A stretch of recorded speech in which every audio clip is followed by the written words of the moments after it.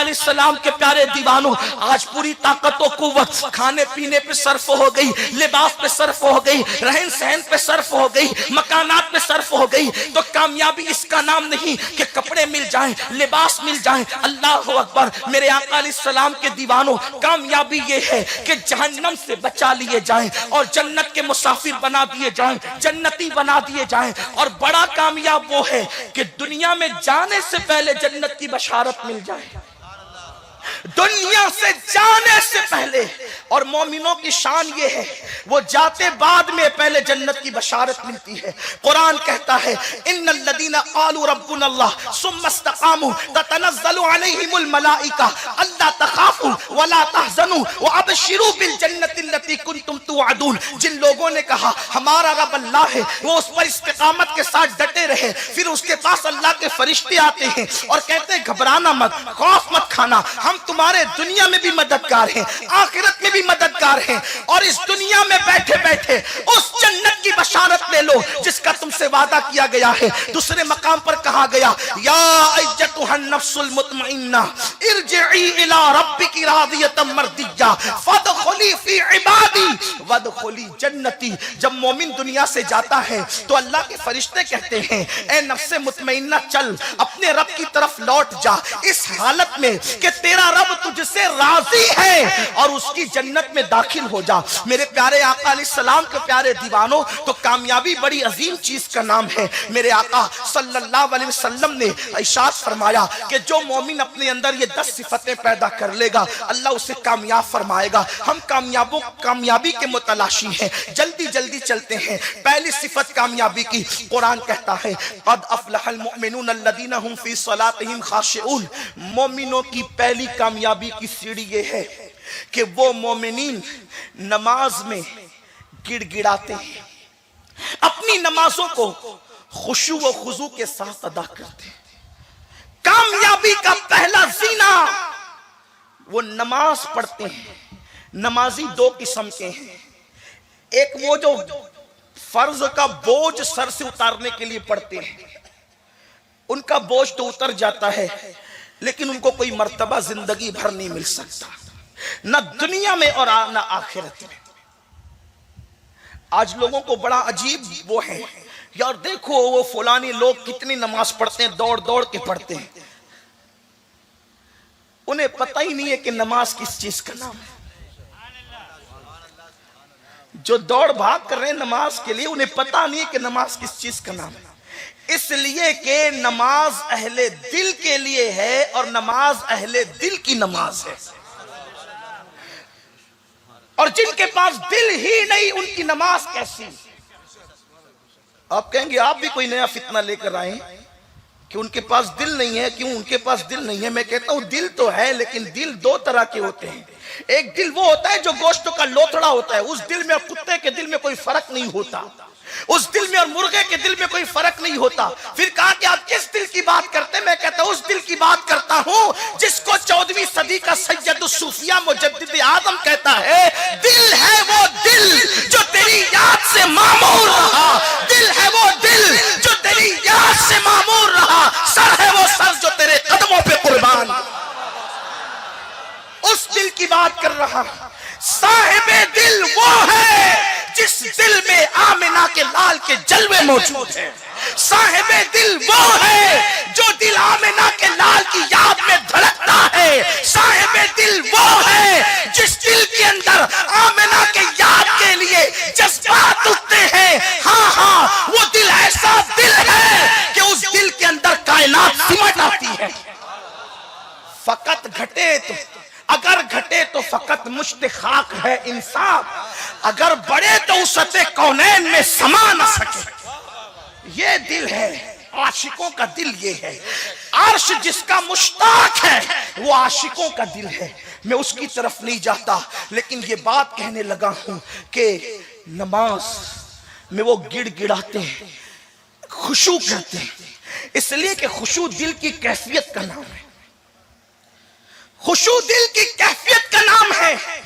اور جن کی نمازوں میں خشوع نہیں ان کی نمازوں کا کوئی فائدہ نہیں۔ بغیر خشوع کی نمازیں فرائض کا بوجھ اتار سکتی ہے، کسی مرتبے کو نہیں پہنچا سکتی۔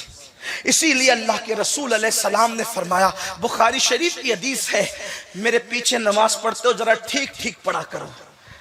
اللہ کے حبیب فرماتے ہیں میرے پیچھے نماز پڑھتے ہو ذرا ٹھیک ٹھیک پڑھا کرو، کیونکہ میں تمہارا رکوع بھی دیکھتا ہوں، تمہارا خشوع بھی دیکھتا ہوں۔ رکوع جھکنے کو کہتے ہیں اور خشوع دل کی کیفیت کو کہتے ہیں۔ حضور فرماتے میں تمہاری دل کی کیفیتیں بھی دیکھتا ہوں۔ اور صحابہ کو حضور نے محدود نہیں کیا، بلکہ ہمارا تو ایمان ہے جب کوئی بندے مومن نماز پڑھتا ہے تو آج بھی حضور اس کا رکوع بھی دیکھتے ہیں، اس کا خشوع بھی دیکھتے ہیں۔ ایک عاشق نماز کیسے چھوڑ سکتا ہے؟ اس لیے کہ جب وہ اپنے آپ کو دکھانا چاہتا ہے حضور کو تو وہ نماز کی حالت میں کھڑا ہو جاتا ہے۔ تو حضور فرماتے خشوع، آقا فرماتے کچھ نمازی ایسے ہیں جن کو تھکن کے سوا کچھ نہیں ملتا، رکوع پہ رکوع کر رہے ہیں، سجدے پہ سجدے کر رہے ہیں، لیکن دل میں خشوع نہیں۔ خشوع کس کو کہتے ہیں؟ عاجزی کرنے کو۔ صحابہ جب نماز پڑھتے تھے تو آنکھوں میں آنسو آتے تھے۔ آج اپنی نماز میں تو بچوں کی ٹیوشن، بکری کا چارہ، بیوی سے جھگڑے کا ٹینشن، یہ سب نماز میں ہو رہا ہے۔ حضور فرماتے ہیں لا صلاۃ الا بحضور القلب، وہ نماز ہی نہیں ہے جس میں دل حاضر نہیں۔ ہم اپنی نمازوں کا احتساب کریں۔ اسی لیے تو ہم حیران ہیں کہ نماز پڑھنے والا جھوٹ کیوں بول رہا ہے، نماز پڑھنے والا چوری کیوں کر رہا ہے، نماز پڑھنے والا زنا کے اڈے پہ کیوں جا رہا ہے، نماز پڑھنے والا فلم کیوں دیکھ رہا ہے۔ قرآن جب کہہ چکا ان الصلاۃ تنہی عن الفحشاء والمنکر، کہ بے شک نماز ہر برائی اور بے حیائی سے روک لیتی ہے، تو نماز تو پڑھنے لوگ تقریباً 70% مسلمان تو نماز پڑھ ہی رہے ہیں، لیکن پھر 70% مسلمان برائیوں سے بچتے کیوں نہیں؟ تو اس کا مطلب یہ ہے کہ سر جھک رہا ہے لیکن دل نہیں جھک رہا ہے، اور جب تک دل نہیں جھکے گا وہ نماز نہیں ہوگی۔ اس لیے کہ سر تو اور جگہ بھی لوگ جھکاتے ہیں، لیکن اصل نماز یہ ہے ہم فی صلاتہم خاشعون، اللہ کی بارگاہ میں عاجزی کرو۔ اور جس نماز میں یار کا تصور نہیں پھر وہ نماز نہیں۔ قرآن نماز کا فلسفہ یوں بیان کرتا ہے اقیم الصلاۃ لذکری، اللہ کی یاد کے لیے نماز قائم کرو۔ پوری نماز ہو گئی اللہ اکبر سے والسلام تک اور خدا کی یاد تک نہ آئی، پھر وہ نماز کیسی؟ ایسی نمازوں کے لیے میرے نبی نے فرمایا کہ جو نمازیں گناہوں سے نہیں روکتی وہ نمازیں اللہ سے دور کر دیتی ہے۔ آج کی نمازیں کیا لوگوں کو اللہ سے دور نہیں کر رہی ہے؟ اس کا مطلب نمازوں میں خشوع نہیں ہے۔ قرآن نے نماز کے بارے میں کہا، توجہ، وَلَا تَقْرَبُوا الصَّلَاةَ وَأَنْتُمْ سُكَارَىٰ، دھیان دیں آپ، نماز کے قریب بھی مت جاؤ جب تم نشے کی حالت میں رہو۔ اور آگے کہا گیا اس وقت تک جب تک کہ جو کہہ رہے ہو سمجھنے نہ لگو۔ جو کہہ رہے ہو، توجہ میری بات پہ دھیان دینا، جو کہہ رہے ہو جب تک سمجھنے نہ لگو اس وقت تک نماز کے قریب نہیں آنا۔ خصوصیت کے ساتھ یہ بات نشے کے لیے بیان کی گئی، اور نشے سے مراد ہم لیتے ہیں شراب کا نشہ۔ اس کا پس منظر یہی ہے کہ جب تم نشے کی حالت میں رہو تو نماز کے قریب نہیں آنا۔ لیکن صوفیہ بہت اونچی بات کرتے ہیں، اگر بندہ شراب کے نشے میں ہے تو کہا جا رہا ہے کہ قریب مت آنا نماز کے۔ کب تک؟ جب تک جو بول رہا ہے تو وہ سمجھنے نہ لگے۔ تو اس شراب کے نشے والوں کو صرف تھوڑی روکا گیا ہے، جن کو پیسے کا نشہ ہے ان کو بھی روکا گیا، جن کو دکان کا نشہ ہے ان کو بھی روکا گیا، جن کو اولاد کا نشہ ان کو بھی روکا گیا، جن کو کاروبار کا نشہ ان کو بھی روکا گیا۔ ہر نشے والے کو روک دیا گیا نماز کے قریب نہ آنا۔ کب تک؟ جب تک تو جو بول رہا ہے وہ سمجھنے نہ لگے۔ ارے 50 بار کا اللہ اکبر کبھی سمجھا بھی کہ کیا بول رہا ہے؟ اس لیے کہ زبان سے بولتا اللہ اکبر اور دل میں دکان ہے، زبان سے بولتا اللہ اکبر دل میں بچے ہیں، زبان سے بولتا اللہ اکبر دل میں کاروبار ہے۔ کہا گیا جب تک تو معنی نماز کے جب تک تیرا نشہ اتر نہ جائے، اس کا مطلب یہ ہے دولت کا نشہ، غرور کا نشہ، اولاد کا نشہ، دنیا کا نشہ مسجد کے باہر جیسے جوتے اتارتا ہے، سارے نشے اتار کے آپ دوڑے کر تیرے جنتی ہونے کے لیے کافی ہے۔ یہ ایک سجدہ جسے تو گرا سمجھتا ہے، ہزاروں سجدوں سے دیتا ہے آدمی کو نجات۔ ایک ہی سجدے کی بات ہے، نشے سے تو نکل۔ ایک بت بغل میں لے جانے والا مجرم ہے، ہزاروں بت دل میں لانے والے کے بارے میں کیا خیال ہے؟ یہ جب تک کہ میں کا بت مسجد کے باہر پاش نہیں کرو گے، اس وقت تک تمہاری نمازیں تمہیں فائدہ نہیں دے گی۔ اور صرف گردن جھکانا خشوع نہیں ہے۔ ایک شخص نماز میں بہت گردن جھکا رہا تھا، کچھ لوگ زیادہ ہی جھکا لیتے ہیں، کچھ لوگ اور اگر مجمع میں پڑے تو اور زیادہ جھکا لیتے ہیں۔ اللہ ماشاءاللہ، میں کسی کی نیت پہ شک نہیں کرتا، گردن جھکا رہا تھا، بہت گردن۔ فاروق اعظم نے اس کی گردن پہ مکہ مار کے کہا، اور یکار گردن میں تقوی نہیں ہے، تقوی دل میں ہے۔ گردن جھکانے والے دل جھکا، گردن جھکانے والے دل، اس لیے۔ اور سیدنا صدیق اکبر راوی ہے، صدیق اکبر کی روایتیں بڑی کم ملتی ہیں، لیکن جو ملتی ہے وہ بڑی دمدار ہے، وہ تو ہر حدیث ہی دمدار ہے، اس لیے کہ صدیق اکبر کا شمار وہ صحابہ میں مشاہدے کی منزل پر تھے۔ صدیق اکبر صحابہ میں منزل مشاہدہ پر تھے، اور صوفیہ اللہ والے جانتے ہیں کہ یہ منزل مشاہدہ کیا ہوتی ہے۔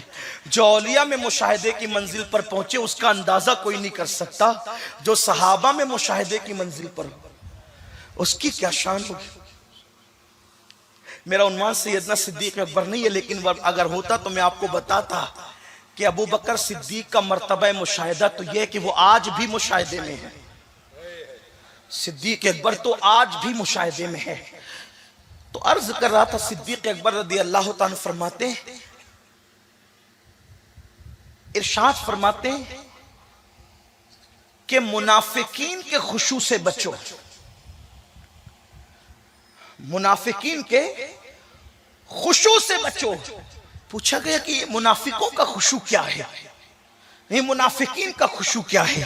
تو صدیق اکبر فرماتے ہیں منافقین کا خشوع یہ ہے کہ جسم پر تو خشوع طاری ہے نماز میں، لیکن اندر دل میں خشوع نہیں ہے، یہ منافقین کا خشوع ہے۔ اور مومنین کا خشوع یہ ہے کہ دل بھی خدا سے لرز رہا ہے اور بدن بھی خدا کے خوف سے لرز رہا ہے، یہ مومنین کا خشوع ہے، اور ایسی نمازیں اللہ کے قرب تک پہنچاتی ہے۔ اس لیے آج لوگ بہت سارے لوگ شکایت کرتے ہیں کہ سید صاحب میری نماز میں وسوسے بہت آتے ہیں، ذہن ایک طرف نہیں رہتا۔ آسان طریقہ بتاتا ہوں، اللہ اکبر سے لے کر السلام علیکم ورحمت اللہ تک پوری نماز کا ترجمہ یاد کر لو، یعنی جو نماز میں کہہ رہے ہو اس کو سمجھنے کی کوشش کرو کہ کہتے کیا ہو۔ اللہ اکبر کا مطلب ہے اللہ سب سے بڑا ہے، اس طرح پوری نماز یاد کر لو۔ تو جب تم نماز کا ترجمہ یاد کر لو گے تو عربی میں پڑھو گے تو اردو دماغ میں گھومتا رہے گا، اور جب دماغ میں گھومتا رہے گا تو اتنا آپ کے دل کے اندر خشوع پیدا ہوتی رہے گی۔ اور پھر میرے آقا علیہ السلام نے فرمایا، بخاری شریف کی حدیث ہے، مسلمانوں جب کوئی مومن نماز پڑھتا ہے تو وہ کتنے بلند مرتبے پر فائز ہو جاتا ہے۔ افسوس لوگوں کو کوئی وکیل بلائے، ڈاکٹر بلائے، انجینئر بلائے، وزیر بلائے، امیر بلائے تو لوگ کہتے فلاں نے بلایا، فلاں نے بلایا، فلاں نے بلایا، اپنے پاس بٹھایا، مجھ سے باتیں کی۔ بخاری شریف کی حدیث ہے، اللہ کے رسول صلی اللہ علیہ وسلم فرماتے ہیں جب تم نماز میں رہتے ہو تو کعبے اور تمہارے درمیان تمہارا خدا رہتا ہے۔ حضور فرماتے ہیں کعبے اور تمہارے درمیان وہ اللہ جو جہد سے پاک ہے، وہ اللہ جو سمت سے پاک ہے، وہ اللہ جو آنے جانے سے پاک ہے، وہ اللہ جو زمان و مکان سے پاک ہے۔ میرے نبی نے فرمایا جیسا کہ اس کی شان ہے تمہارے اور کعبے کے درمیان تمہارا اللہ ہوتا ہے۔ اس لیے جو ہے جب تم نماز میں کھڑے کھڑے ہو تو آسمان کی طرف نظریں مت اٹھایا کرو، نماز میں کھڑے ہو ادھر ادھر نظریں مت اٹھایا کرو۔ ارے کیا خیال ہے میں تقریر کر رہا ہوں، ایک طالب علم ہوں، آپ کا خادم ہوں، آپ کی جوتیاں سیدھی کرنے والا ہوں، بولو میں تقریر کر رہا ہوں، سارے لوگ میری طرف دیکھ رہے ہیں، کوئی ادھر ادھر الحمدللہ نہیں دیکھ رہا ہے، لیکن مجھے حیرت ہے کہ رب ہمارے سامنے ہو اور ہم ادھر دیکھیں ادھر دیکھیں۔ بولو یہ رب کی بے ادبی ہے کہ نہیں ہے؟ اللہ رب العزت آمنے سامنے اور جہت سے پاک ہے، لیکن اللہ کے رسول نے فرمایا جب تم نماز میں ہوتے ہو تو تمہارا خدا تمہارے سامنے ہوتا ہے، کعبے اور تمہارے درمیان تمہارا خدا ہوتا ہے، اس لیے سامنے مت تھوکا کرو، اوپر نیچے آگے پیچھے مت دیکھا کرو، سجدے کی جگہ پر ادب سے نظریں رکھا کرو۔ آقا فرماتے ہیں جو نماز میں اوپر دیکھے اللہ اس کی نظریں اچک لے، اللہ اس کی نظریں چھین لے۔ جو نماز میں ادھر ادھر دیکھتا ہے نماز کی برکتوں سے محروم کر دیا جاتا ہے۔ اس لیے نماز میں سجدے گاہ پر نظر ہو اور کم سے کم یہ تصور ہو کہ اللہ ہمیں دیکھ رہا ہے، کم سے کم، یہ کم سے کم کی بات ہے، کم سے کم اللہ دیکھ رہا ہے، اور زیادہ سے زیادہ وہ تو عارفین جانتے، صالحین جانتے ہیں، لیکن اس سے بڑی منزل ہے انت عبد اللہ کأنک ترا فإن لم تکن ترا فإنہ یراک۔ ایسے عبادت کر گویا تو خدا کو دیکھ رہا ہے، گویا۔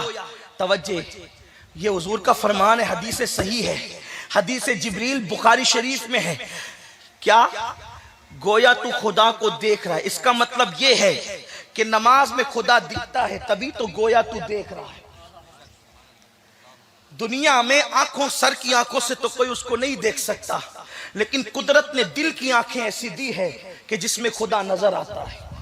اسی لیے تو کہا نا کہ کأنک ترا، حالانکہ کأنک کی قید ہے، بلکہ صوفیہ تو فرماتے ہیں جب اس سے اوپر کی منزل ملتی ہے تو کأنک کی قید ہٹ جاتی ہے، اور یار کا جلوہ بے نقاب ہوتا ہے۔ رابعہ بصری کہتی ہے اللہ اکبر کہنے کے بعد ثنا اس وقت تک پڑتی نہیں جب تک یار اللہ اکبر کو قبول نہیں کر لیتا،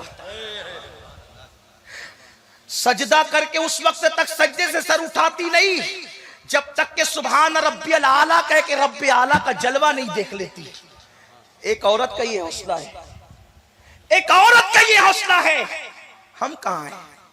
لیکن بات اتنی ہے کہ جب تک نشے میں ہو نا آدمی تو بیوی سامنے ہو تو بھی نہیں پہچانتا، بچہ سامنے ہو تو بھی نہیں پہچانتا۔ دھیان دے رہے میری بات پر، کوئی مشکل تو نہیں کر رہا ہوں، آسان ہی کر رہا ہوں۔ نشے میں ہو سامنے جو نہیں پہچانتا، نشہ اترے تو پہچانے۔ پتہ چلا یار کو پہچاننے کے لیے نشے سے باہر نکلنا ضروری ہے۔